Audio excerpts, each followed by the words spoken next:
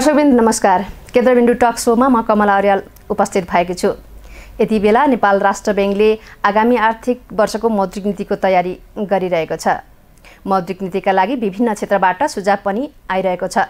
Nepal bankers संघले पनि नेपाल राष्ट्र बैंकलाई विभिन्न सुझावहरू दिएको छ।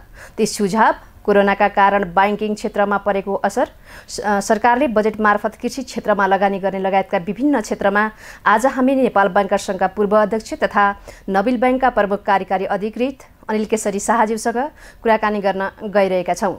आउनुस् शाहलाई केन्द्रबिन्दु टक शोमा स्वागत गरौँ। अनिल सरलाई स्वागत छ। नमस्ते, बोलाइदिनु भयो, धेरै धेरै धन्यवाद। अब हामी कोरोनाबाटै कुरा सुरु गरौँ होला। सरकारले चाहिँ यो कोरोना संक्रमणको कारणले चैत्र 11 गतेदेखि चाहिँ लकडाउन गर्यो। अब अहिलेसम्म पनि लकडाउन जारी नै छ। अहिले चाहिँ अब केही खुकुलो भएको मात्रै हो। यो 3 महिनाको पिरियड भनौँ न, 3 महिनाको पिरियडमा बैंकिङ सेक्टरमा ठ्याक्कै कोरोनाले चाहिँ कस्तो प्रभाव पारेछ भन्नुहोस्। सर्वप्रथम त म के भन्न चाहन्छु भनेदेखि कोरोनाको लकडाउन सुरु भएदेखि र म पनि सलाम गर्छु हाम्रो डाक्टर, नर्स, स्वास्थ्य कर्मचारी, आर्मी, पुलिस सबैजनालाई। तर हामीले के विचार गर्नुपर्छ भने लकडाउन भएदेखि आजसम्म कतिजना हस्पिटल, हेल्थ पोस्ट, डाक्टरका जानुभएको छ। नेपालको जनसङ्ख्याको धेरै सानो पर्सेन्टेज मात्रै जानुभएको छ भनेदेखि अधिकांशले चाहिँ कुनै न कुनै किसिमले वित्तीय सेवा चाहिँ प्रदान गर्नुभएको छ। त्यो कसरी भनेदेखि लकडाउन भएदेखि आजसम्म एक दिन पनि सबै ब्याङ्कहरू बन्द, वित्तीय संस्थाहरू बन्द भनेर यहाँले सुन्नु पाएको छैन। हामी पनि आएर काम गरि नै रहेको छौँ, सेवा प्रदान गरिरहेको छौँ र जसरी हुन्छ डिजिटल प्रणालीमा जाउँ भनेर हामीले प्रोत्साहन गरिरहेको छौँ। तर होइन म शाखामै आउँछु भनेदेखि शाखा पनि खोलेर नै राखेको छौँ। त्यो कारणले गर्दाखेरि सर्वसाधारणलाई मैले चाहिँ ब्याङ्क नखोलेर पैसा नपाएर खानु पाइएन भन्ने स्थिति आएको छैन। किनभने वित्तीय संस्था पनि अरू जस्तै सबै बन्द भएर बसेको भएदेखि आज के हालत हुन्थ्यो होला, होइन? त्यो कारणले गर्दाखेरि कहिलेकाहीँ हामी यो बिर्सिन्छौँ। जस्तै मिडिया को कर्मचारीहरूले गरेर यो समाचार आइरहेको छ। लकडाउन हुँदाखेरि ब्याङ्कले गरेर होइन समाचार के अरे वित्तीय सेवाहरू प्रदान भइरहेको छ। हाम्रो बाटो सफा गर्ने मान्छेहरूले बाटो सफा गरेर हामी बाहिर कहिलेकाहीँ जाँदाखेरि हाम्रो सहर सफा नै देख्छु। त्यही भएर धेरैजनालाई हामीले धन्यवाद भन्नुपर्छ। त्यसमा वित्तीय कर्मचारीहरू पनि पर्छ। अब यो चाहिँ हामीले डिपोजिटरको कुरा गऱ्यौँ। अर्कोतिर हामीले लोनको कुरा गर्दाखेरि चाहिँ हाम्रो ग्राहकहरू ठुलो होस्, मध्यम होस्, सानो होस्, उहाँहरूलाई धेरै गाह्रो भएको छ। नयाँ गभर्नर नियुक्त भएपछि नेपाल बैंकर्स सङ्घबाट हामी गएको थियौँ र उहाँहरूले हामीलाई एउटा मूल मन्त्र दिनुभएको छ र त्यो मूल मन्त्र अनुसारै हामी अगाडि बढिरहेछौँ। त्यो मूल मन्त्र भनेको चाहिँ तपाईँहरू पनि बच्नुहोस् र तपाईँको ग्राहकहरूलाई पनि बचाउनुहोस्। किनभनेदेखि अहिलेको समयमा वित्तीय संस्था नै बचेन भनेदेखि त खेल खत्तम भइहाल्यो। हामी पनि बस्नु पर्यो। तर बस्नु भनेको चाहिँ हामीले नाफामुखी भएर अहिले नै नाफा चाहियो, हाम्रो डिभिडेन्ड बढाउनु पर्यो, यो त्यतातिर होइन। हामी बच्नु पर्यो, सर्भाइभ हुनु पर्यो। तर त्यो हामी सर्भाइभ हुनलाई गभर्नर साहबले भन्नुभयो जस्तै हाम्रो ग्राहक पनि सर्भाइभ हुनु पर्यो। ग्राहक भनेको हाम्रो डिपोजिटरको ग्राहकमा विश्वास हामीमा कायम रहनु पर्यो भनेदेखि लोनको ग्राहकहरूले चाहिँ कसरी हुन्छ, उहाँहरूलाई के राहत दिएर हुन्छ, उहाँहरूलाई कसरी अहिले सस्टेन गर्ने, त्यसपछि रिभाइभल मोडमा गएपछि कसरी रिभाइभ गर्ने भनेर हामी हेरिरहेको छौँ। धेरै गाह्रो छ। अहिले अर्थतन्त्रमा हेर्नुहुन्छ भनेदेखि यो भूकम्प जस्तो होइन, यो तराई आन्दोलन जस्तो पनि होइन, यो चाहिँ हाम्रो जनआन्दोलन जस्तो पनि होइन। यो फरक किसिमको हो। किनभने यो एउटा सहरमा, एउटा देशमा मात्रै होइन, पुरा संसारमा भइरहेको छ कोभिडको पेन्डेमिक। त्यो कारणले गर्दाखेरि हात उठाएर अब चाहिँ होइन त्यहाँ भन्ने एउटा समय आएको छैन। तर हो, गृह कार्य गर्ने समय, प्लान गर्ने समय र त्यो प्लानलाई अब चाहिँ कार्यान्वयन गर्ने समय चाहिँ जरुर आएको छ। त्यही भएर म एउटा ब्याङ्कर भएको भएर के भन्छु, हामीले त सबै क्षेत्रहरू हेर्छौँ। कुनै कुनै क्षेत्र एकदम प्रभावित छ नकारात्मक रूपमा, कुनै ठिकै छ र कुनैलाई चाहिँ प्रभावै परेको छैन। त्यही भएर हामीले चाहिँ हाम्रो पुरा लोनको पोर्टफोलियोलाई 3टामा डिभाइड गरेको छौँ, रेड, एम्बर र ग्रिन। रेड भनेको चाहिँ एकदम नकारात्मक परेको, ठुल्ठुलो 5 तारे होटल होइन, त्यस्तै बिजनेसहरू धेरै छन्। तर अधिकांश हाम्रो अर्थतन्त्रकोमा कार्यरत निजी क्षेत्रमा व्यवसायहरू चाहिँ एम्बरमा पर्छ, येलोमा, जसलाई चाहिँ ठिक राहत पाउनु भयो भनेदेखि उहाँहरू रिभाइभ हुन सक्नुहुन्छ। र कुनै कुनै ग्रिनमा जसमा चाहिँ प्रभावी परेको छैन, उहाँहरूको बिजनेस चलि नै रहेको छ। अब यो गरिसकेपछि आउने दिनहरूमा चाहिँ यो ग्रिनलाई त राहत नचाहिने होला, एम्बरलाई कस्तो किसिमको राहत चाहिने र रेडलाई के गर्ने त भनेर यो एउटा रणनीति बनाएर हामीले इम्प्लिमेन्ट गर्नु सुरु गरिसकेको छौँ। किनभनेदेखि गभर्नर साहबले भन्नुभएको जस्तै हाम्रो ग्राहकहरू बचेन भनेदेखि हामी पनि बस्न सक्दैनौँ। त्यही भएर उहाँहरूलाई कसरी बचाउने भनेर उहाँहरूसँगै बसिकन अलिकति राम्रोसँग विश्लेषण गरेर चाहिँ हामीले रणनीति बनाइरहेको छौँ। र आउने दिनमा लाग्छ यो वित्तीय क्षेत्रले मात्रै गरेर हुँदैन, नेपाल सरकार, निजी क्षेत्र, वित्तीय क्षेत्र हामी सबै मिलेर चाहिँ यसको पनि हामी टर्न अराउन्ड गर्छौँ। जस्तो नाफामा यो चैत मसान्तसम्मको ब्याङ्कको विवरण आउँदा पनि नाफा घटेरै आएको थियो अनि खराब कर्जा पनि केही ब्याङ्कहरूको बढेकै थियो। अब यो चौथो त्रैमासमा आउँदाखेरि चाहिँ यसको इम्प्याक्ट झनै देखिएला हैन? आजसम्म होइन लकडाउन भएको केही नै दिनमा नेपाल राष्ट्र ब्याङ्कले एउटा डाइरेक्टिभ निकालेको थियो हामीले के गर्ने भनेर ब्याज नलिने होइन इन्स्टलमेन्टलाई रिस्केड्युल गर्ने रिस्ट्रक्चर गर्ने भनिकन र त्यसको केही पछि चाहिँ 2% ब्याज सबैको घटाइदिने भनेर आएको थियो होइन आजसम्म राहत कसले दिएको छ भनेर हेर्ने भनेदेखि त्यसको अग्र ठाउँमा वित्तीय क्षेत्र आउँछ होला होइन यो सबै गरेर चाहिँ दशौं करोडौं हामीले राहत दिइसकेको छौँ हाम्रो ग्राहकहरूलाई यतिले पुग्दैन तर सुरुवात राम्रो भएको छ यो ब्याज कम गर्नु र यो ब्याज नलिनु भने कति गाह्रो रहेछ भनेर अहिले नै नेपाल सरकारलाई सर्वोच्च अदालतले कर नउठाउनु भन्दाखेरि कति गाह्रो भएको छ नेपाल सरकारलाई उहाँले कर नउठाउनु भनेको हामीले ब्याज नउठाउनु भनेको जस्तै कुरा हो किनभने हाम्रो पनि त खर्चहरू भइ नै रहेको छ त्यसलाई होइन धान्नु परि नै रहेको छ जस्तै डिपोजिटरले हामीले ब्याज दिइ नै रहेको छौँ हामीले यो त भनेको छैनौँ कि आज हामीले करबाट चाहिँ ब्याज लिनु सकेनौँ त्यही भएर हामीले तपाईँलाई पनि दिनु सक्दैनौँ भनेर त भनेको छैनौँ त्यही भएर आज पनि म भन्छु होइन क वर्ग मात्रै होइन ग वर्गको वित्तीय क्षेत्र पनि एकदम मजबुत छ एकदम स्टेबल छ हामीले यो धान्न सक्छौँ हामी आफू पनि बच्न सक्छौँ ग्राहकलाई पनि बचाउन सक्छौँ हाम्रो सिर्फ माग यति छ कि आउने जुन चाहिँ देख्नुभयो थर्ड क्वार्टरको रिजल्ट फोर्थ क्वार्टरको रिजल्ट आउँछ त्यो रिजल्ट आइसकेपछि चाहिँ नाफा घट्छ ब्याङ्कहरूको एनपिए बढ्छ तर अतालिनुपर्ने अवस्था छैन कोही बिरामी भयो भन्ने बित्तिकै चाहिँ होइन अब चाहिँ होइन घाटतिर जाउँ भन्दैनौँ नि डक्टर कहाँ जान्छ औषधि खान्छौँ ठिकठाक भएर फेरि काममा लाग्छौँ नि हो अहिले हाम्रो पुरा अर्थतन्त्र बिरामी भएको छ हामी पुरा देशै बिरामी भएको छौँ त्यो कारणले गर्दाखेरि चाहिँ नाफा घटेछ ब्याङ्कमा भनेर अतालिनुपर्ने केही अवस्था छैन किनभने ब्याङ्कमा कार्यरत जुन नेपालकै युवाहरू छन् उहाँहरूको क्षमता हेरेर म ढुक्क छु कि आउने दिनहरूमा हामीले यो टर्नअराउन्ड गर्छौँ टर्नअराउन्ड गर्नलाई नेपाल सरकार वित्तीय क्षेत्र निजी क्षेत्रको एउटै रणनीति हुनुपर्छ होइन तीनजनाले तीनतिर तान्न लायो भने अलिक गाह्रो हुन्छ तर मलाई लाग्छ आउने दिनहरूमा एउटै रणनीति भन्छौँ र हामी अगाडि बढ्छौँ ब्याङ्कको ब्यालेन्स सिट पिएनएलमा डेफिनेटली एउटा डेन्ट आउँछ तर क्र्याक हुँदैन आउने दिनहरूमा फेरि त्यो डेन्टलाई हामी मर्मत गरेर अगाडि बढ्छौँ यहाँले जस्तो रेड येलो र ग्रिन जोनको कुरा गर्नुभयो नि अब व्यवसायको रूपमा हेर्ने हो भने जस्तो पर्यटन र यातायात क्षेत्र त पक्कै पनि रेडमा बढ्छन् होला अनि अब यो किस्ता र ब्याज दर तिर्ने त समय बढाएको छ नि त ब्याङ्कको पनि अनि ब्याङ्कले चाहिँ पटक पटक व्यवसायीहरूलाई फोन गरेर अनि किस्ता तिर्न आउनु पर्यो तपाईँहरू अब जति सक्नुहुन्छ त्यति तिर्न पर्यो भन्ने खालका कुराहरू पनि आएका छन् र के हो यो रियालिटी के हो अब समय त थपिया छ नि त समय थपे पनि हामीले अघि मैले भने नि हामी सबैजना मिलेर अगाडि बढ्नुपर्छ जस्तै मैले एउटा लोन लिएको छु किस्तामा केही तिर्नुपर्छ समय थपियो भन्दैमा मैले नतिरेर बसेँ भने 3, 4, 5 वटा किस्ता भइसकेपछि एकैचोटि म तिर्नु सक्दिनँ कतिजनाले तिर्नु सक्नुहुन्छ उहाँहरूको व्यवसाय चलिरहेको छ उहाँहरूको तलब आइरहेको छ भने तिर्दिनुहोस् भनेर हामीले उ गरेको नतिरेदेखि हामी ब्ल्याकलिस्ट गर्छौँ तपाईँलाई होइन अक्सन गर्छौँ भनेर कुनै पनि वित्तीय क्षेत्रले भनेको छैन है कुनैले चाहिँ डेफिनेटली कल गरेर चाहिँ होइन तपाईँको सबै चिज ठिकै छ तिर्दिनु भए ठिकै हुन्छ म अहिले नतिर्ने भने ठिकै छ नतिर्नुहोस् पछि तिर्नु होला भनेर त्यो पनि भनिरहेको छौँ अहिले गाह्रो सबैजनालाई भएको छ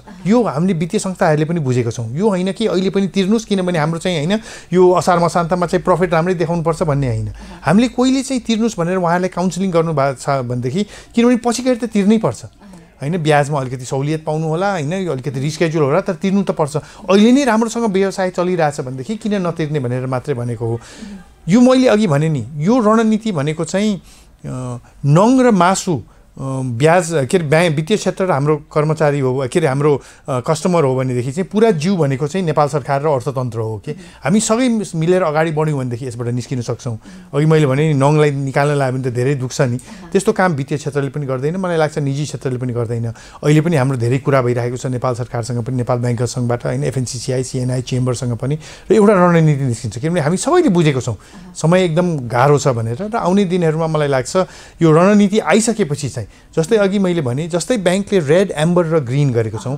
अब चाहिँ मेरो विचारमा नेपाल सरकारले पनि एउटा हाई लेभल कमिटी बनाउनु पर्यो माननीय अर्थमन्त्रीज्यूको नेतृत्वमा होइन त्यसमा planning commission FNCCI CNI Nepal banker सङ्घ सबै अर्थतन्त्रमा लागेको सङ्घहरू हुनु पर्यो र हामीले हाम्रो अर्थतन्त्रलाई ब्याङ्कले आफ्नो ग्राहकलाई गरे जस्तै रेड एम्बर र ग्रिनमा डिभाइड गर्नु पर्यो अनि त्यसपछि सर्ट मिडियम र लङ टर्म रणनीति एउटा गुरु योजना बनाउनु पर्यो ताकि के गर्ने त राहतको स्रोत त सीमित छ कसलाई के राहत दिने त जस्तै आज अहिले मैले हेर्दै थिएँ ठमेलमा 100 वटा दोकानहरू बन्द भए किनभने उनीहरूलाई भाडा तिर्नु सकेन हामी बन्द गर्छौँ बरु व्यवसाय भनेर भन्यो उहाँहरूले लोन लिनु भएको थियो भने हाम्रो 2% ब्याजको राहतले त उहाँहरूलाई केही फाइदा गरेन हो अहिले गएर चाहिँ 3 महिनाको भाडामा राहत पाएको भए उहाँहरूको व्यवसाय चलि नै रहन्थ्यो नि। भनेपछि राहत पनि जुन रोग हो त्यसको औषधि दिनु पऱ्यो कि सबै रोगलाई चाहिँ ब्याङ्कको राहतले ठिक हुन्छ भन्ने पनि छैन। त्यो सटर सप 100वटामा मलाई लाग्छ 100वटैको भाडाको राहत पाएको भएदेखि उहाँहरू बिजनेस बन्द गर्नु पर्दैन थियो होला। उहाँले लोन लिएको भए पनि नलिएको भए पनि त्यो 2% ब्याजले चाहिँ उहाँलाई केही राहत भएन। अनि त्यही कारणले गर्दाखेरि आउने दिनहरूमा पनि कस्तो राहत चाहिन्छ भनेर हामीले अलि विचार गर्नुपर्छ। र त्यो सिर्फ वित्तीय क्षेत्रले मात्रै या FNCCI CNI निजी क्षेत्रले मात्रै या नेपाल सरकारले एक्लै बसेर गर्यो भनेदेखि गलत औषधि पर्न सक्छ कि त्यो नहोस् भनेर मेरो विचारमा चाहिँ जहिले पनि सबैजना बसेर एउटा म त भन्छु 1 हप्ताकै अफसाइटमा बसौँ, किनभने यस्तै महत्त्वपूर्ण छ। सबभन्दा ठुलो गुरु योजनामा एउटा हामीले के हेर्नुपर्छ भनेदेखि लाखौँ नेपाली युवाहरू फर्किँदैछन्। अब खाडी क्षेत्रबाट अमेरिका, अस्ट्रेलिया, युरोप सबैतिरबाट फर्किँदैछन्। उहाँहरूलाई अब गेनफुल इम्प्लोइमेन्ट कसरी दिने त? त्यो गुरु योजनामा त्यो पनि पर्नु पर्यो। अहिले जागिर भएको मान्छेकै जागिर फुस्किन लगाइसक्यो भनेदेखि उनीहरूलाई के दिने त? र जब पेटको आगो बल्न लाग्छ नि त्यसको राहत छैन भनेदेखि अनि त्यसपछि आन्दोलन हुनु सुरु हुन्छ।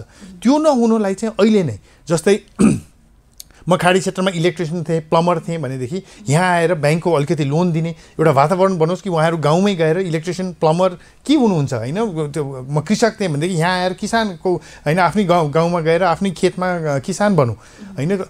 अहिले अधिकांश नेपालीहरू कन्स्ट्रक्सन सेक्टरमा काम गर्नुहुन्छ होइन। खाडी क्षेत्रमा सबभन्दा राम्रो हाइवे, बिल्डिङहरू होइन, स्टेडियमहरू बनाइराख्नु भएको छ। नेपालमा चाहिएको अहिले इन्फ्रास्ट्रक्चर डेभलपमेन्ट हो, हाइवे, ट्रेन्स, ट्रान्समिसन लाइन्स।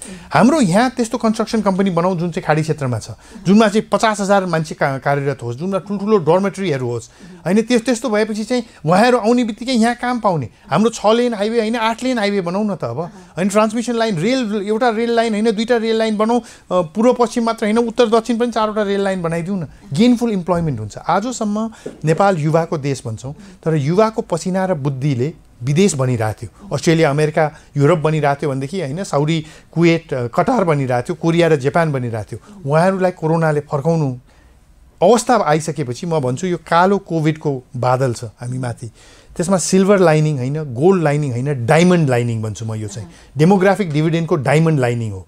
यसलाई हामी सदुपयोग गर्न सक्यौँ भनेदेखि नेपालको विकासमा एउटा छलाङ लिन्छौँ र हामीले 10 वर्षपछि हेर्दाखेरि हेर कोभिडले गरेर आज नेपाल यहाँ पुग्यो भनेर गर्वसाथ भन्न सक्छौँ। यो गरेनौँ भनेदेखि चाहिँ मैले अघि भने नि रेभोल्युसन हामीले देखेको छैनौँ, जुन किसिमको रेभोल्युसन अब नेपालमा आउँछ। ओके, जस्तो अब पछिल्लो समय जुन यो लकडाउनको अवधिमा चाहिँ ब्याङ्कबाट नयाँ कर्जा चाहिँ विस्तार भएको छैन, अबको केही समयमा चाहिँ नयाँ कर्जा पनि जाने तयारीमा छ भन्नुहुन्छ सिओ साहबहरू तपाईँहरूसँग कुरा गर्दा के छ अवस्था यो कर्जाको अलिकति भन्दैन? होइन, अहिले त होइन लकडाउन सुरु भएको 4-5 दिनमा डिपोजिटको विथड्रल बढी देखेको थियौँ, किनभने सबैजना तर्सेको थिए ब्याङ्कहरू पनि बन्द भयो भनेदेखि त खाने कुरालाई पैसा त राख्नु पऱ्यो भनेर। तर त्यसपछि देख्नुभयो शाखा पनि खोलेको छ, एटिएम पनि खोलेको छ, त्यसपछि डिपोजिट बढेकै छ। लोनको त ड्रडाउन हुने कुरै भएन, किनभने लोन लिएर के गर्ने, कामै भएको छैन होइन। लोन भएको मान्छेले त हेत्तरी किन लिएको छु भनिरहेको बेलामा अब नयाँ लोन लिने नयाँ व्यवसाय पनि भएको छैन। तर यहाँले भन्नुभएको जस्तै मलाई पनि लाग्छ यो लकडाउन सिद्धिएर अलिकति स्टेबिलिटी आयो भनेदेखि चाहिँ आइसकेपछि आयो भने होइन जुन बेलामा आउँछ त्यसपछि भएको कस्टमरहरूलाई पनि अलिकति लोन चाहिन्छ फेरि बिजनेस रिस्टार्ट गर्नलाई। र नयाँ जुन मैले जहिले पनि भन्छु न्यू नर्मल जुनको कुरा हुन्छ, त्यो न्यू नर्मलमा नयाँ बिजनेसहरूको लागि धेरै अपर्च्युनिटी छ। डेलिभरी बिजनेसहरू, अनलाइन सपिङ बिजनेसहरू, यो सबै चिज जुन चाहिँ पहिला थिँदै थिएन अहिले धेरै अपर्च्युनिटिज छ अहिलेकै समयमा उत्पन्न भइरहेको छ भनेदेखि। जस्तै आउने दिनहरूमा पनि ठुलो भेजिटेबल होइन, किराना पसलको काम भनौँ न होइन, तेल चामल यो सबै चिज चाहिँ घरै पुऱ्याइदिन्छौँ भनेर अहिले त मानिसको बानी परिसकेको छ अनलाइन अर्डर गर्न घरमै आउने। यो चाहिँ व्यवस्थित उस रूपमा राम्रो क्वालिटीको होइन राम्रो प्राइसमा आउने छ भने दोकान को जान्छ भनेपछि नयाँ इन्डस्ट्रीहरू आउँछ। त्यही भएर म युवा दाजुभाइ दिदीबहिनीलाई भन्छु तपाईँले पनि रेजुमे लिएर अनिल शाह जस्तै ब्याङ्कमा जागिर खान्छु या कहीँ जागिर खान्छु भनेर दौडिनुहुन्छ भनेदेखि तपाईँ सक्षम हुने चान्सेस कम छ नयाँ नर्मलमा। तर यो अनिल शाहले सोच्दै नसोचेको कामहरू म गर्छु, नयाँ नर्मलमा म यस्तो व्यवसायहरू सुरु गर्छु जहाँ कि म मात्रै होइन म सँगसँगै 10-12 जना अरूलाई पनि म अगाडि लिएर जान्छु भनेर तपाईँ अगाडि बढ्नुभयो भनेदेखि चाहिँ मलाई लाग्छ नयाँ नर्मलले नयाँ अपर्च्युनिटिजहरू जुन चाहिँ डायमन्ड लाइनिङको कुरा गरेँ नि। कुनै पनि काम गर्नलाई 2 चिज चाहिन्छ, एउटा सक्षम जनशक्ति त्यो काम गर्नलाई, अर्को यस्तो जनशक्ति जसले चाहिँ त्यो तपाईँले उत्पादन गर्नुभएको सेवा या वस्तुलाई किन्नु सक्ने क्षमता भएको। दुईटै चिज नेपालमा छ। नेपाल सानो देश होइन, हामी 3 करोड जनसङ्ख्याको देश हौँ। वर्ल्डमै हेर्ने हो भनेदेखि I think we are the 40th largest country in the world होइन, किनभने Canada is a big country भन्छौँ नि हामी, तर त्यहाँको जनसङ्ख्या हेरेर त एकदम सानो छ। त्यो माटोले त्यो रुखले त केही काम गर्ने होइन नि, मान्छेले काम गर्ने हो। अहिलेसम्म नेपालको जनसङ्ख्याको फाइदा अरूले लिइरहेको थियो भने अब हामीले लिने हो। त्यो काम गर्ने फाइदा मात्रै होइन, मार्केटको फाइदा भन्छु म चाहिँ। जब उहाँहरू यहाँ आएर काम गर्नुहुन्छ, उहाँहरूले होइन आफ्नो धन यहीँ कमाउनुहुन्छ, त्यो खर्च पनि यहीँ गर्नुहुन्छ नि। त्यो भइसकेपछि चाहिँ मार्केट पनि क्रिएट हुनेछ, डिमान्ड पनि सप्लाई पनि, दुईतिरै एउटा अपर्च्युनिटी हो। तर यो गर्नलाई मैले अघि भने गुरु योजना एउटा चाहिन्छ। पशुपतिनाथले हामी सबमाथि होइन कल्याण गरेकै छन्, उहाँले गरेर आजसम्म पनि छिमेकी राष्ट्र हेर्ने भने पनि नम्बर कोभिडको एकदम कमै छ। तर अब आउने दिनहरू पनि पशुपतिनाथले नै बाटो मार्गदर्शन गरिदिई बक्सिन्छ भनेर बस्यौँ भनेदेखि अलिक गाह्रो होला। हो, पशुपतिनाथमा आरती त गरिराख्नुपर्छ, पूजा गरिराख्नुपर्छ, तर हामीले आफ्नो बुद्धि र पसिना पनि बगाउनुपर्छ कि जस्तो लाग्छ अलिकति। सरकारले चाहिँ बजेट मार्फत यो कृषि क्षेत्रलाई चाहिँ विशेष प्राथमिकतामा राखेको छ, रोजगारीलाई प्राथमिकतामा राखेको छ। कृषिमा ब्याङ्कहरूले लगानी गर्नलाई कस्तो योजना बनाएका छन्, जस्तो सहुलियत कर्जाको कुराहरू पनि छ? कृषिमा चाहिने सबभन्दा महत्त्वपूर्ण एउटा चिज हाम्रो चाहिँ कम थियो, किनभने त्यो माटोमा आफै उत्पन्न हुँदैन, किसान चाहिन्छ। हाम्रो किसान डोहामा, साउदीमा, कुवेटमा, कोरिया र जापान पुगेको थिए। गाउँ जानु भएको छ भनेदेखि त्यहाँ बुढाबुढी र बच्चा, स्कुल जाने बच्चाहरू मात्रै थिए। हामीले लगेर त्यहाँ पैसा छरेर मकै धान उत्पादन हुँदैन थियो। अब जनशक्ति फर्किरहेको छ। उहाँहरूलाई त्यहाँ गएर तपाईँ किसान बन्नुहोस् भनेपछि उहाँहरूले सोध्नुहुन्छ, अनि त्यो किसान बनेपछि मैले परिवार कसरी पाल्ने त? किसान बनेर मैले उत्पादन गरेकोले एक छाक मेरो परिवारले मात्रै खानु पाउने हो भनेदेखि म त फेरि वापस जान्छु खोलेपछि। तर हो, मैले उत्पादन गरेको जे सुको उत्पादन गर्छु त्यो चाहिँ एउटा मार्केट एक्सेस भएर मैले त्यसलाई बेचेर 3 छाक खाने मात्रै होइन, मेरो बच्चा राम्रो स्कुलमा जानुपर्ने, मेरो बुवामा बिरामी भयो भने राम्रो स्वास्थ्य उपचार गर्नु सक्ने क्षमता मेरो बन्छ भने म किसान भन्छु। किन जान्छु खाडी क्षेत्रमा त्यो उँख चढाउनलाई भनेर भन्नुहुन्छ। त्यो गर्ने काम फेरि ब्याङ्कले लोन दिएर मात्रै त्यो हुँदैन। ल, हामीले लोन दिन्छौँ, लोन दिएपछि उहाँलाई राम्रो बीज चाहियो, राम्रो मल चाहियो, पानी चाहियो, अनि यो सबै भएर उहाँहरूको उत्पादन भएपछि मार्केट एक्सेस चाहियो जहाँ कि उहाँले एउटा मूल्यमा त्यो बेच्नु सक्ने। अहिलेको स्थिति के छ? बीजहरू छैन, प्राइभेट सेक्टरबाट जहाँ जसले भन्यो किन्नु पर्यो, मलको त कुरै छैन होइन, कहाँ छ मल भनेर, पानी चाहिँ मूलबाट आयो, इरिगेसनको उनै छैन। मार्केट एक्सेस भनेको मैले भनौँ टमाटर गरेर 3 महिनामा टमाटरको राम्रो टमाटर भयो, वरिपरि पनि सबैको टमाटर छ। एउटा कान्छा आउँछ पिकअप ट्रक गरेर, कतिको दाइ 50 रुपियाँ हुन्छ, 35 भन्दा बढी दिन्न, ल गएँ भनेर ऊ हिँड्छ गाउँ दिनभरि गरेर, बेलुकी फर्किने बेलामा ल दाइ भन्नुहोस् 35 मा दिने हो भने दिने। मैले 3-4 महिना काम गरेर उत्पादन गरेको त्यो टमाटर अब मैले के गर्ने? कुहिन्छ, हुन्छ लिऊ भाइ भनेर हालिदिन्छु उसको ट्रकमा, उसले 35 रुपियाँ दिन्छ। उसले 4 घन्टा काम गर्छ मेरो गाउँबाट सहरमा लिएर आउने, उसले त्यो 35 रुपियाँमा किनेको टमाटरलाई 80 रुपियाँमा बेच्छ, अनि त्यो 80 रुपियाँमा किनेकोले हामीलाई 100 रुपियाँमा बेच्छ। तर त्यो किसानले त पायो 35 नै। जबसम्म मैले 100 मा होइन टमाटर किन्ने मान्छेले 80 मा पाउने र उसले त्यो किसानले 75 रुपियाँ पाउने सिस्टम हुँदैन। हाम्रो ब्याङ्कले लोन दिएर किसान हुन्छ भन्ने त्यो भ्रममा नपर्नुहोस् है, त्यो भ्रममै नपर्नुहोस्। यो अघि मैले भने त्यो गुरु योजनामा यो पनि पर्नु पर्यो कि हो हामी किसानको देश हौँ होइन, कृषिमूलक देश हौँ, यो सबै चिज भन्नलाई त सजिलो छ। फर्टिलाइजर कसले ल्याइदिने टाइममा होइन, यो बीज राम्रो कसले ल्याइदिने, ट्रेनिङ कसले दिने उहाँहरूलाई कि होइन म किवी गर्छु, म जुनार गर्छु, म मसरुम गर्छु भने ट्रेनिङ दिनु पर्यो। अनि त्यो मार्केट एक्सेस कसले दिने? यो सबै पनि ब्याङ्कले नै गर्ने हो? यो त होइन जस्तो लाग्छ। जहिले पनि कि हाम्रो कृषिको चाहिँ उत्पादन बढ्नै सकेन ब्याङ्कले लोन नदिएर भनेर भन्नुहुन्छ। र ब्याङ्कले लोन दिन्छु, ब्याङ्कले लोन दिँदाखेरि म ब्याङ्कको सिइओ भएर म क्लियर भन्छु, मेरो सर्वप्रथम दायित्व मेरो डिपोजिटरप्रति छ। डिपोजिटरले विश्वास गरेर उहाँहरूले पसिना बगाएर बुद्धि चलाएर कमाएको पैसा मेरो ब्याङ्कमा राख्नु भएको छ भने उहाँहरूको पैसा साउँ र ब्याज सुरक्षित कसरी राख्ने भन्ने दायित्व मलाई छ। त्यो दायित्व पूर्ण नहुने जेलसम्म म पैसा कहीँ पनि दिनेवाला छैन। यिनै कारणले गर्दाखेरि यो ब्याङ्कले चाहिँ अब 10% कृषिमा लगानी गर्नुपर्छ भन्ने जुन सीमा छ त्यो सीमा पुर्याउन पनि मुस्किल हुन्छ ब्याङ्कलाई कहिलेकाहीँ। अहिले त अब पुगिरहेको अवस्था यिनै कारणले गर्दाखेरि हो। यिनै कारणले गर्दाखेरि हो, किनभनेदेखि ब्याङ्कले गएर हामी किसान बनेर होइन कुनै फार्म खोलेर गर्दैनौँ। नेपाली जनता नै आएर म किसान बन्छु भन्नु पऱ्यो नि पहिला त। होइन म चाहिँ किसान बन्दिनँ, मलाई पिकअप ट्रकको फाइनेन्सिङ गरिदिनुहोस्, म पिकअप ट्रक चलाउँछु, म माइक्रो चलाउँछु, अनि म चाहिँ अरू ल्यान्डको जग्गाको व्यवसाय गर्छु भनेदेखि हामी चाहिँ होइन तपाईँलाई चाहिँ किसानै हुनुपर्छ भन्ने भएन। जो चाहिँ किसान हुन्छु भन्ने उहाँकोसँग ट्रेनिङ पनि छैन। उहाँले के उत्पादन गर्ने, खै बाबुबाजेदेखि मकै रोपिरहेको थिएँ म पनि मकै नै रोप्छु भनेर बाबुबाजेले 1 छाक खाइरहेको थियो, त्यो 1 छाकको मकै रोपेर ब्याङ्कको लोन कसरी तिर्नुहुन्छ? तर गर्नु सकिन्छ, किनभने भगवान्ले हामीलाई यस्तो जमिन दिएको छ कि त्यो जमिनमा जे पनि उत्पादन गर्न सक्छ। जस्तै म भन्छु हैन, हाम्रो बागमती प्रान्त नम्बर 3 कै मुख्यमन्त्रीज्यूसँग केही दिन अगाडि कुरा हुँदाखेरि उहाँले भन्नुभयो हामीले हेर्दाखेरि चाहिँ हाम्रो प्रान्तमा जुनार र किवी एकदम राम्रो हुने रहेछ। अब हामी प्लान गरिरहेछौँ यो जुनार र किवीको बीज कहाँबाट ल्याउने, कृषकहरूलाई के सब्सिडी दिने कि यो गऱ्यो भनेदेखि ट्रेनिङ दिने, अनि त्यसपछि पहिला नेपालमै कति करोडको रुपियाँको जुनार र किवी इम्पोर्ट हुने रहेछ पर मन्थ, त्यो नेपालको इम्पोर्टलाई बन्द गरेर हाम्रै जुनार र किवी खाओस् नेपालीले, त्यसपछि हामीले विदेशमा एक्सपोर्ट गर्ने। हाम्रो जुन सुन्तला स्याउको कुरा गर्छौँ नि त्यसलाई युरोप र खाडी क्षेत्रमा पठाउँ, दिरम र डलर र युरो लिएर आउँ, अनि त्यसपछि किसानले चाहिँ डलर अकाउन्ट खोलोस् न, अनि त्यसपछि नेपाली किसान हुनलाई चाहिँ उत्सुक हुन्छ।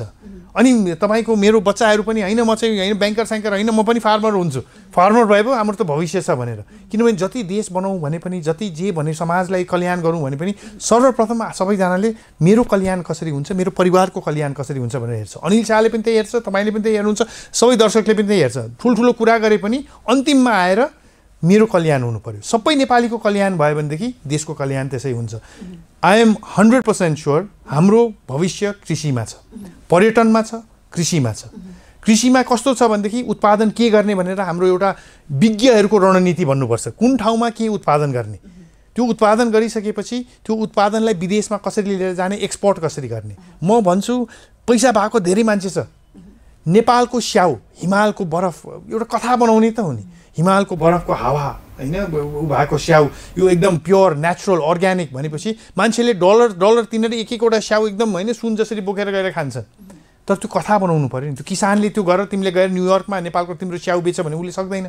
तर एउटा राम्रो कथा बन्यो भनेदेखि त अहिले हैन एभियान भन्ने पानी छ, पेरिए भन्ने पानी त पानी नै हो नि, तर मान्छेले कति डलर, हाम्रो 20 बोतल भन्दा बढी 1 बोतलको पर्छ त्यो पानीको, तर यहाँ पनि बिकिरहेछ, मान्छेले आएर यहाँ पनि खाइरहेछन् त्यो पानी।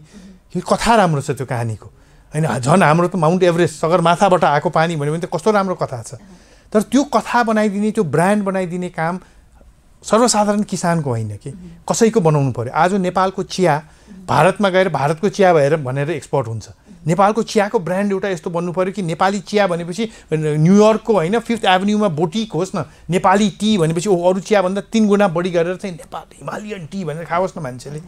यो रणनीति बनाउने टाइम आएको छ अब चाहिँ। भनेपछि जस्तो सरकारले चाहिँ जुन 9 प्रकारका विभिन्न सहुलियतदरका कर्जाहरू ल्याएको छ, त्यसमा कृषि कर्जा पनि पर्छ, पशुपन्छी कर्जा, कृषि कर्जा पर्छ। अब जस्तो तल्लो लेभलको किसानहरू छन् जोसँग चाहिँ अब प्रशस्त मात्रामा जग्गा पनि छैन, अनि खेती गर्नलाई अब सरले भने जस्तो उन्नत जातको बिउ नहोला, पानी नहोला, त्यो भनेपछि तल्लो लेभलका किसानहरूले त उत्पादनै गर्न नपाउने भयो त। अब उनीहरूलाई टार्गेट गरेर न ल्याइएको हो यो कर्जा चाहिँ। त्यही टार्गेट गरेर ल्याउँदाखेरि गृह कार्य पनि त भयो होला नि। उनीहरूलाई अहिले लोन दिने हैन, लोन दियो, उहाँले उत्पादन गर्नुभयो, उत्पादन यति भयो जति उहाँले नै खानुभयो, केही पनि बेच्नु भएन, लोन तिर्ने उहाँहरूको हैन स्थिति भएन भने अनि त्यो सानो जग्गा पनि हामीले लिलाम गर्ने त, त्यो विचार गरेर त यो रणनीति आएको होइन होला नि। ब्याङ्कले किसानलाई लोन दिन्छ, त्यो लोनबाट उत्पादन भएकोले उसले लोन तिर्न सक्दैन, अनि ब्याङ्कको जग्गा चाहिँ लिलाम गरिदिन्छ भनेर त लिएर आएको होइन होला यो रणनीति। जसले ल्याउनु भयो उहाँले त यो लोन पाउनुहुन्छ, त्यसपछि उहाँले उत्पादन गर्नुहुन्छ, उत्पादन बेच्नुहुन्छ, लोन तिर्नुहुन्छ, ठुलो लोन लिनुहुन्छ, झन् ठुलो लोन, त्यो गर्नलाई त्यो पुरा साइकल हेर्नु पर्यो कि। हामी चाहिँ सुरुवात मात्रै हेर्छौँ, ब्याङ्कले लोन दियो, ब्याङ्कले लोन दिएपछि गर्ने के उहाँहरूले? ब्याङ्कलेबाट लोन लिनुभयो, 50,000 को लोन लिनुभयो, 5 लाख को लोन लिनुभयो, त्यो लोन लिएर उहाँ गाउँमा जानुभयो, बीज पनि छैन, फर्टिलाइजर पनि छैन, मल पनि छैन भनेदेखि के गर्नुहुन्छ उहाँले? दुरुपयोग गर्नुहुन्छ त्यो पैसाको। त्यो दुरुपयोग भएपछि गयो पैसा पनि। ल बीज किनेर उहाँले गर्नुभयो, बाउबाजेले जे गर्नुभएको थियो त्यही गर्नुभयो अरे। बाउबाजेले गरेको एकदम राम्रो थियो भने उहाँ खाडी क्षेत्रमा काम गर्न जानुपर्ने अवस्थै आउँदैन थियो होला, त्यो नराम्रो भएर नै उहाँ त्यहाँ जानुभएको। त्यही नै गर्ने हो भनेदेखि उहाँको स्थिति पनि उहाँहरूको पुर्खा जस्तै हुन्छ, ब्याङ्कको लोन फेरि तिर्नु सकिँदैन। त्यही भएर ब्याङ्क लोन दिन तयार छ, म स्पष्ट भन्छु। तर मैले अघि भने नि मेरो दायित्व मेरो डिपोजिटरप्रति छ। यो मैले मेरो पैसा, मेरो प्रमोटर सेयरहोल्डरको पैसा होइन, मेरो डिपोजिटरको पैसा दिने हो। त्यो डिपोजिटरको पैसा दिनुभन्दा अगाडि म सन्तुष्ट हुनुपर्छ कि मैले दिएको लोन त्यो हाइड्रोलाई होस्, सिमेन्टलाई होस्, मोटर किन्नलाई होस्, किसानलाई होस्, जसलाई होस्, त्यो लोन वापस आउनु पर्यो। ब्याज दरमा हामी एकदम सहुलियतमा दिन्छौँ, नो प्रब्लम, किनभने हामीले पनि पोटेन्सियल देखेको छौँ। साँच्ची नै यो गुरु योजना बन्यो भनेदेखि किसानको भविष्य उज्जवल छ यो देशमा। तर ब्याङ्कको लोनले मात्रै रोकेको होइन है। अब जस्तो सरले जुन सहुलियत कर्जाको रणनीति र कार्यविधिको कुरा गर्नुभयो नि, त्यो रणनीति बनाइरहँदा, कार्यविधि बनाइरहँदा सरकारले तपाईँहरूसँग पनि त छलफल गर्यो होला नि, ऋण दिने त ब्याङ्कले हो, ब्याङ्कसँग पनि त छलफल गर्यो होला नि। त्यो छलफलमा चाहिँ अलिकति कमी भए जस्तो लाग्छ मलाई होइन। तर ठिकै छ, आउने दिनहरूमा फेरि छलफल गर्नु नै हुन्छ होला जस्तो लाग्छ। त्यो राम्रो छलफल भएदेखि त अहिले धेरै ऋण गइसक्थ्यो जस्तो लाग्छ होइन।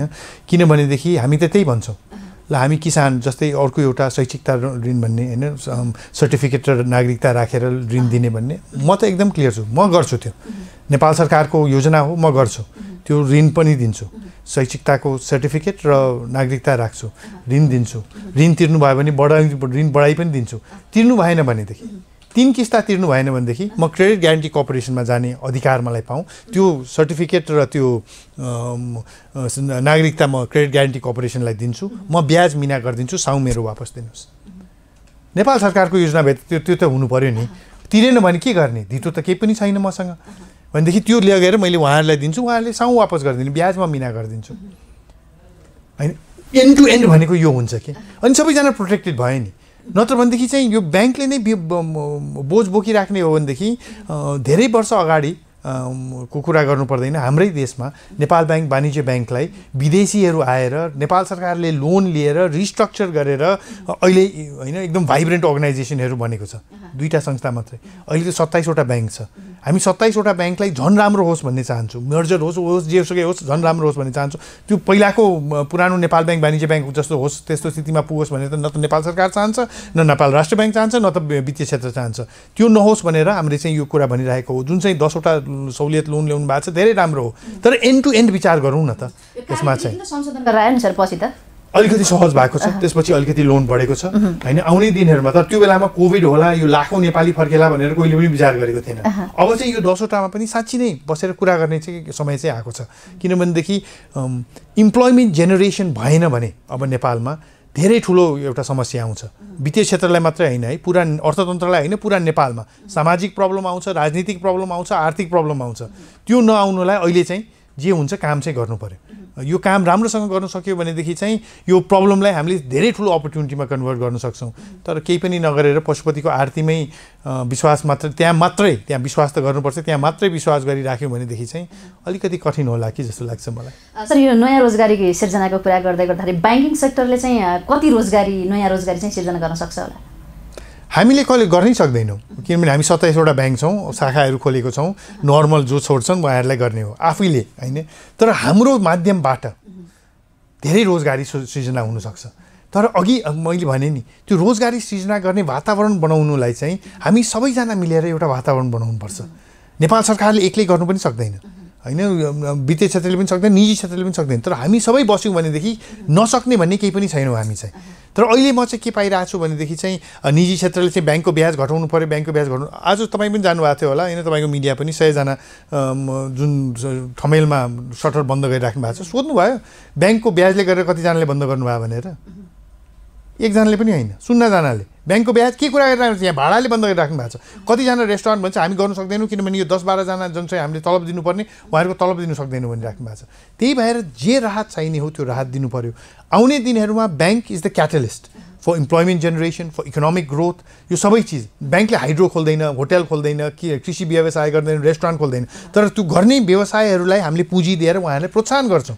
हाम्रो काम भनेको त्यही हो र त्यो गर्न हामी तयार छौँ।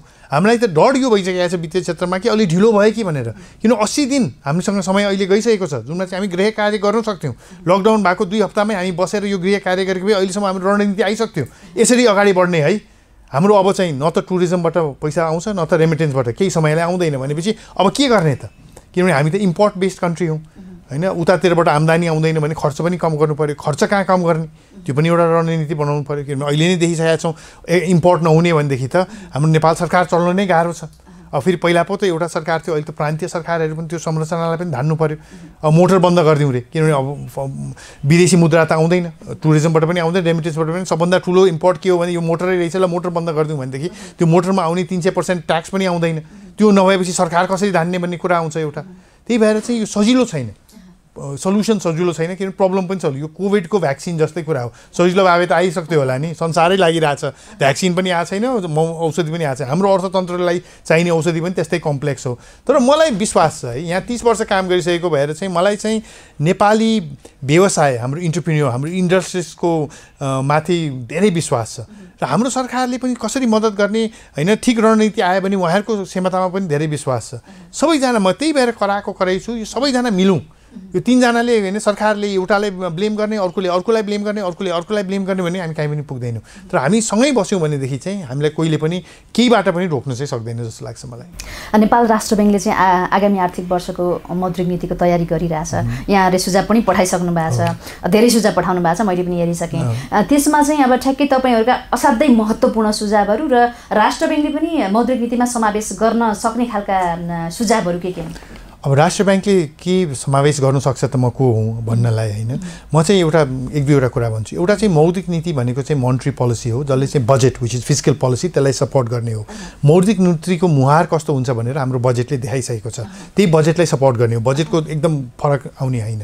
तर मौद्रिक नीति जस्तै बजेट चाहिँ पुरा अर्थतन्त्रलाई प्रभाव गर्ने हो भने मौद्रिक नीतिले चाहिँ हामी वित्तीय क्षेत्रलाई चाहिँ वित्तीय क्षेत्रको माध्यमबाट बजेटलाई सपोर्ट गर्ने हो होइन। त्यसको लागि चाहिँ हामीले भनेको छौँ, हामी जस्तै गभर्नर सरको मूल मन्त्र जस्तै हामी बस्नलाई केही भनेको छौँ होइन, स्प्रेड रेटमा, कस्ट म्यानेजमेन्टमा होइन, ब्रान्च ऱ्यासनलाइजेसनमा, यो सबै चिजमा अलिकति प्रोत्साहन गर्नु पऱ्यो भनेर। अर्को चिज चाहिँ होइन, यो पुनर्कर्जाहरूमा चाहिँ अलिकति कसरी हुन्छ, यो लिने माध्यमहरू र यसको सङ्ख्या भोल्युम पनि कसरी बढाउने, किन दिने भनेको नेपाल राष्ट्र ब्याङ्कले, लिने हामी नै हो, त्यसपछि निजी क्षेत्र उसमा जाने हो, त्यो कसरी गर्ने भन्ने हुन्छ। र अर्को चाहिँ अगाडि हेर्दाखेरि नयाँ चिज भनेको चाहिँ डिजिटल होइन, डिजिटललाई कसरी प्रोत्साहन गर्ने। डिजिटल भनेको मोबाइल ब्याङ्किङ, इन्टरनेट ब्याङ्किङ, एटिएमहरू होला होइन, क्युआर कोडहरू होला, त्यसलाई चाहिँ नेपाली जनतालाई त्यतातिर कसरी अगाडि बढाउने होइन, त्यतातिर चाहिँ हामी सबैजनाको ध्यान जानु पऱ्यो। किनभनेदेखि रोग ठिक गर्ने भनेर एकतिर भयो, ठिक भइसकेपछि के गर्ने भने त्यतातिर पनि विचार गर्नुपर्छ हामीले। किन ठिक त भयौँ तर अब त्यसपछि के गर्ने थाहा नै छैन भनेदेखि त्यसले पनि अगाडि कता पनि बढाउँदैनौँ। त्यही भएर मलाई लाग्छ आउने मौद्रिक नीति चाहिँ अनिल शाहले खोजेको सबै चिज हुँदैन, त्यसमा वित्तीय क्षेत्रले खोजेको सबै चिज पनि हुँदैन। किनभने अनिल शाहले नाबिल ब्याङ्कको दृष्टिकोणले हेरिरहेको छ हुनेमा ब्याङ्कर सङ्घबाट चाहिँ हामीले वित्तीय क्षेत्रकोबाट नेपाल राष्ट्र ब्याङ्कले त पुरै होइन बजेटलाई सपोर्ट गर्ने, अर्थतन्त्रलाई प्रोत्साहन गर्ने उहाँहरूले हेर्नुपर्छ। त्यो कारणले गर्दाखेरि कोहीले पनि मागेको 100% चाहिँ हुँदैन, न त निजी क्षेत्रले न वित्तीय क्षेत्रले। तर गभर्नर सर पुरा करियर राष्ट्र ब्याङ्कमा भएको भएर राष्ट्र ब्याङ्क राम्ररी बुझ्नु भएको छ।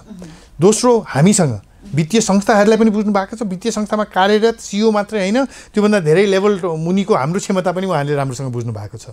अनि त्यो सँगसँगै हाम्रो अर्थमन्त्रीज्यू पनि राष्ट्र ब्याङ्क, प्लानिङ कमिसन सबै बुझ्नु भएको भएर चाहिँ जुन किसिममा जसले जे भने पनि मलाई त लाग्छ जे जस्तो बजेट चाहिएको थियो त्यस्तै आएको छ। अहिले हामी कहिले काहीँ बिर्सिन्छौँ कि हामी जर्मनी, जापान, अमेरिका होइनौँ। हाम्रो स्रोत पनि सीमित छ, हाम्रो प्रब्लम युनिक छ, त्यसलाई समाधान गर्नलाई एउटा युनिक किसिमको बजेट आउनुपर्ने हो। अब युनिक किसिमको मोनेटरी पोलिसी पनि आउँछ। म त सकारात्मकै छु। आउने मोनेटरी पोलिसीले सिसिडी हटाउने, अब अहिले चाहिँ सिसिडी हटाएर जस्तै लिक्विडिटी अहिले मेरै ब्याङ्कको लिक्विडिटी हेर्नुहुन्छ 73% छ, फालाफाल पैसा छ। सिसिडी हटाएर अझ फालाफाल गरेर केही फाइदा छैन। अहिले चाहिँ लोनको डिमान्ड स्टिमुलेसन कसरी गर्ने त्यस्तो पनि आउनु पर्यो, जुन चाहिँ निजी क्षेत्रले भनिरहेछ ब्याज दर कम गरिदिनुहोस् होइन हाम्रो। तर ब्याज दर कम गरेर मात्रै पनि लोनको स्टिमुलेसन त हुँदैन। अहिले भनौँ न ब्याज दर 2% कम गरिसकेको छौँ, अर्को 5% कम गर्नुपर्छ भन्नु राख्नु भएको छ। त्यो कम गरेर के समाधान हुन्छ त? अहिले त न त उहाँहरूको मार्केट एक्सेस छ, न त उहाँहरूको प्रोडक्सन भइरहेको छ। त्यही भएर उहाँहरूले पनि ब्याज कम गर्ने सँगसँगै अरू चिजहरू पनि खोज्नु भएको छ। त्यो सबै चिज भयो भनेदेखि एउटै क्षेत्र वित्तीय क्षेत्रले नै सबै राहत दिने भनेर त्यसरी हुँदैन। किनभने हामी पनि सुरक्षित रहनु पऱ्यो, हाम्रो ग्राहक पनि सुरक्षित रहनु पऱ्यो। त्यो कारणले गर्दाखेरि चाहिँ आई एम भेरी पोजिटिभ है the monetary policy that will come. मेरो चाहिँ विचारमा एउटै चिजमा फोकस हुनुपर्छ हाम्रो यो वर्षको monetary policy, stability stability stability चाहिने नै त्यही हो हामीलाई अहिले। किनभनेदेखि अहिले अब आउने दिनहरूमा के हुन्छ भनेर कोहीलाई थाहा छैन। एकदम इकोनोमी ग्रो हुने यो गर्ने त्यो होइन, स्टेबिलिटी स्टेबिलिटी मान्छेको विश्वास कायम रहोस्। कसरी हुन्छ हामी चाहिँ स्वस्थ हौँ फेरि, अनि स्वस्थ भइसकेपछि अनि आउने दिनहरूमा कसरी अगाडि बढ्ने भन्ने हुन्छ। अहिलेको स्थिति हेरेर चाहिँ स्टेबिलिटी हो। बजेटले पनि त्यही खोजेको छ, हाम्रो मोनेटरी पोलिसीले पनि त्यही लिएर आउनुपर्छ जस्तो लाग्छ मलाई। यो सुझावमा चाहिँ तपाईँहरू यो ब्याङ्क इन्सुरेन्सको कुरा पनि गर्नुभएको छ। योभन्दा अगाडि अब त्यो मौद्रिक नीतिको चाहिँ समीक्षा आउने बेलामा पनि तपाईँहरूले यो कुरा गर्नुभएको थियो। त्यतिखेर चाहिँ सम्बोधन भएन। अहिले पनि यो कुरा उठाउनु भएको रहेछ तपाईँहरूले चाहिँ। अब ब्याङ्कका इन्सुरेन्स चाहिएकै हो ब्याङ्कलाई? ब्याङ्कलाई चाहिएको होइन, मलाई लाग्छ नेपाललाई चाहिएको हो। किनभने ब्याङ्कको पेनिट्रेसन अहिले मलाई लाग्छ 60-65% पुगिसकेको छ भने इन्सुरेन्सको पेनिट्रेसन एकदम कम छ। अब नेपालीलाई इन्सुरेन्स कसरी पुर्याउने त? अहिले पनि हेर्नुहुन्छ भने अधिकांश इन्सुरेन्स लिनेको मान्छेले किन लिएको छ? ब्याङ्कबाट लोन लिँदाखेरि चाहिँ इन्सुरेन्स चाहिन्छ भने त्यही भएर इन्सुरेन्स लिएको छौँ भनेर भनेको छौँ होइन। त्यो कारणले गर्दाखेरि साँच्चै नै इन्सुरेन्सलाई पनि पेनिट्रेसन बढाउने हो भने ब्याङ्क एस्योरेन्स भनेको ब्याङ्कले इन्सुरेन्स कम्पनी स्थापना गर्ने होइन, भएकै इन्सुरेन्स कम्पनीको प्रडक्ट ब्याङ्कको ग्राहकलाई बेच्ने हो होइन। कहीँ चाहिँ केही विकृति आयो भनेदेखि पुरै बन्द नगरिदिउँ। म त त्यही भने त्यो बेलामा पनि भनेको, बाटो काट्दाखेरि कुन चाहिँ मोटरले हानिदियो अनि मान्छे मऱ्यो अरे, धेरै नराम्रो कुरा हो। अब के गर्ने त? मोटर बन्द गर्ने कि बाटो काट्नु बन्द गर्ने? दुइटै बन्द गर्नु सकेन। मोटर चलाउनेलाई जसले एक्सिडेन्ट गर्यो उसलाई पनि दण्ड हुनु पर्यो होइन। बाटो काट्ने मान्छेलाई पनि शिक्षा हुनु पर्यो कि यसरी बाटो काट है भनेर। तर सल्युसन इज नट मोटरै बन्द गरिदिने भन्ने त होइन नि। विकृति कहीँ आएछ भनेदेखि त्यहाँ दण्ड गरिदिनुहोस्, त्यहाँ केही एक्सन लिने हो लिनुहोस्। तर ब्याङ्क एस्योरेन्स जुन चाहिँ संसारभरि नै भइरहेको छ, किनभने संसार नेपालमा मात्र होइन, भारत, चाइना सबै ठाउँमा चाहिँ ब्याङ्क एस्योरेन्स भनेर चाहिँ इन्सुरेन्सको पेनिट्रेसन बढाउनलाई ब्याङ्क एस्योरेन्सबाट गरिरहेको छौँ। त्यही भएर मापदण्डहरू ल्याउनुहोस्, ब्याङ्क एस्योरेन्स फेरि आएदेखि चाहिँ राम्रै होला जस्तो लाग्छ मलाई। तर अहिलेको स्थितिमा अब जस्तै भूकम्पको कुरा गरौँ, भूकम्प न्युजिल्यान्डमा जाँदाखेरि त्यहाँ जुन प्रभाव पर्यो, अलिकति क्र्याक भएको बिल्डिङहरू पनि सबै बिगारेर नयाँ बिल्डिङ बनाए उनीहरूले। किन भन्दाखेरि 95% of the buildings were insured, insurance coverage छँदैछ र यहाँ क्र्याक भएको छ, यो किन बस्ने, ल नयाँ बनाऊ भने।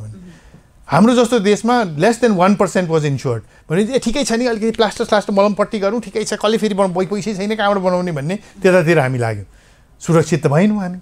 अब अहिले पनि हेल्थ इन्सुरेन्स पुरा कभरेज भएको भए नेपालमा सबैजना ढुक्क हुन्थ्यो। कभरेज छँदैछ नि, केही कोरोना आयो भने पनि ठिकै छ। अहिले त कोरोना आयो भने जागिरमा 3 हप्ता घरबाट ओहो यो बर्बाद छ, यो पैसा लाग्छ भनेर यो चिज भएको भएर इन्सुरेन्स कसरी बढाउने त? Bank insurance is required. त्यो सँगसँगै अरू इनोभेटिभ प्रडक्ट्सहरू जुन डिजिटल भने मैले, त्यो डिजिटल चाहिँ प्रोत्साहन हुनैपर्छ मोनिटरी पोलिसी, र मलाई लाग्छ डिजिटलको धेरै प्रोत्साहन हुन्छ जस्तो लाग्छ। अब प्रसङ्ग अलिकति म चेन्ज गर्न चाहन्छु। अहिलेसम्म अब यो कोरोनाकै विषयमा हामी कुरा गऱ्यौँ। अब यो कोरोनाले यो बिग मर्जरको ब्याङ्किङ मर्जरको कुरालाई अलिकति थोरै ओझेलमा पारेको छ। अब बिग मर्जरको बिउ त रोपिसकेको छ। अब के छ ब्याङ्किङ सेक्टरमा, तपाईँहरूले के छलफल गरिराख्नु भएको छ, के योजना बनाइराख्नु भएको छ बिग मर्जरका विषयमा? यो big merger, small merger, big merger सबैमा चाहिँ म त्यही भन्छु, मेरो दृष्टिकोण क्लियर छ। राम्रो पार्टनरहरू छ भने मर्ज गर्नै पर्छ। मर्ज गरिसकेपछि 1 and 1 मस्ट इक्वल 11, 2 होइन। त्यो हुन्छ भने मर्ज गरौँ। कतिवटा संस्थाहरूले मर्ज गरेको छ। अहिले नेपालकै सबभन्दा ठुलो ब्याङ्क भनेकै मर्ज भएर कति थुप्रो संस्थाहरू मर्ज भएर उहाँहरू अहिले चाहिँ यत्रो ठुलो ब्याङ्क हुनुभएको छ होइन। डिपोजिटर उसमा सबभन्दा ठुलो उहाँहरूको रणनीति त्यो हो, बोर्डको रणनीति त्यो, म्यानेजमेन्टको रणनीति त्यो ठिक रणनीति हो उहाँहरूलाई। नाबिलले एउटा पनि मर्ज गरेको छैन। हामी आफ्नै बलबुदामा हाम्रो ब्रान्चहरूलाई होइन ठुलो गऱ्यौँ, नेटवर्कलाई ठुलो गऱ्यौँ, हामी आफै अगाडि बढिरहेका छौँ। नाबिलको लागि त्यो ठिक होला। अनि त्यही भएर चाहिँ यो बिहाको कुरा हो जस्तो हो कि कोही मान्छेले चाहिँ 21 वर्षमै बिहा गर्छ भने कोही 30 वर्षमा पनि बिहा गरेको छैन। को ठिक हो त? 21 वर्ष गर्नेमा 21लाई नै ठिक हो, 30मा गर्नेमा 30मै ठिक हो, कोही बिहा नै नगर्ने त्यो पनि ठिकै हो होइन। त होइन गर्नै पर्छ सबैजना नेपालीको चाहिँ अब 25 वर्षमा बिहा हुनुपर्छ भने त्यो ठिक रणनीति हो त? त्यो पनि ठिक होइन होइन। कोही चाहिँ अब 35 नभइकन गर्नै पर्छ त्यो पनि ठिक होइन। त्यो कारणले गर्दाखेरि मर्जरमा पनि म के भन्छु भनेदेखि it should be left to the institutions. कुनै मापदण्ड संस्थाले मिट गर्नु सकेन भने फोर्स मर्जर गर्नुपर्छ। तपाईँहरूको यो मापदण्ड मिट गर्नु सकेन, तपाईँहरूलाई चाहिँ अब नेपाल राष्ट्र ब्याङ्कले कब्जामा लियो, अब हामी फोर्स मर्जर गरेर तपाईँहरूलाई चाहिँ अर्को संस्थामा गाप दिन्छौँ। किन भन्दाखेरि डिपोजिटरको हित हेरेर, किनभने वित्तीय संस्थालाई हामी डकाउन दिँदैनौँ, डिपोजिटरको हित हेरेर त्यसलाई चाहिँ हामी गाप दिन्छौँ। त्यो बाहेक अरू चाहिँ संस्थालाई छोडिदिनुपर्छ। नाबिलले पनि भोलि राम्रो पार्टनर पायो भनेदेखि हामी मर्ज गर्छौँ। राम्रो पार्टनर भनेदेखि चाहिँ भनेको के भनेदेखि चाहिँ नाबिलको सिओ बसेर अब चाहिँ मेरो चाहिँ सबभन्दा ठुलो शाखा भए, सबभन्दा ठुलो डिपोजिट भए, ठुलो ग्राहक भए, अनि नाफा त कहाँ गए त्यो छोडिदिनुहोस् न, तर सबभन्दा ठुलो त भए भने त्यो होइन गर्व गर्नलाई मर्ज गर्ने होइन। मर्ज गर्ने भनेको संस्थाको रणनीति जुन चाहिँ एउटा स्ट्राटेजी छ त्यसलाई फुलफिल गर्नलाई, अनि त्यो गर्नलाई चाहिँ मर्ज गर्नुपर्छ भनेदेखि संस्थाहरू मर्ज गर्छ। किन at the end of the day हाम्रो नाफा मात्रै उद्देश्य होइन, तर नाफा पनि उद्देश्य त हो नि होइन। At the end of the day नाफा बनाउनु मात्रै हाम्रो उद्देश्य होइन, तर नाफा पनि त एउटा उद्देश्य हो। त्यो कारणले गर्दाखेरि मलाई लाग्छ मर्जलाई प्रोत्साहन गर्नुपर्छ, फोर्स होइन। प्रोत्साहन गरियो भनेदेखि अहिले नै म हेर्छु 6-7वटा ब्याङ्कहरू मर्ज हुन्छ, राम्रो प्रोत्साहन आयो भने। किनभने अरू देशमा मर्ज हुने बित्तिकै पहिलो चिज उनीहरूले के गर्छ म्यान पावर ऱ्यासनलाइजेसन त्यो भनेको यहाँ 1000 मान्छे थियो यहाँ 1000 मान्छे थियो मर्ज भइसकेपछि 800 मान्छेलाई उहाँहरूले थ्याङ्क यू भेरी मच नमस्कार भनेर घर पठाइदिनुहुन्छ नेपालमा गर्न सक्छौँ त्यो सक्दैनौँ भनेपछि दुईटै मर्ज भएपछि दुईटै जनसङ्ख्या त राख्नु पर्यो तर ब्रान्चहरू त सँगसँगै पनि हुनसक्छ ब्रान्चलाई फेरि रिलोकेट गर्नु पर्यो इट्स भेरी कम्प्लेक्स अब ट्याक्समा केही होइन राहतहरू आउनु पर्यो प्रोत्साहन गर्नु पर्यो अनि त्यो प्रोत्साहन भयो भने मलाई अहिले अघि पनि भने 7-8वटा ब्याङ्कहरू मर्ज इमिडिएटली हुन्छ जस्तो लाग्छ मलाई जस्तो पछिल्लो अवस्था भन्छ मर्जरको पछिल्लो अवस्था हेर्ने हो भने त कमर्सियल ब्याङ्कहरूले चाहिँ कमर्सियल ब्याङ्कसँगै मर्जर नगरेर विकास ब्याङ्कहरूलाई चाहिँ प्राप्ति गर्ने देखिन्छ अब यस हिसाबले चाहिँ वाणिज्य ब्याङ्क चाहिँ अब मुस्किलले 27वटा छन् अहिले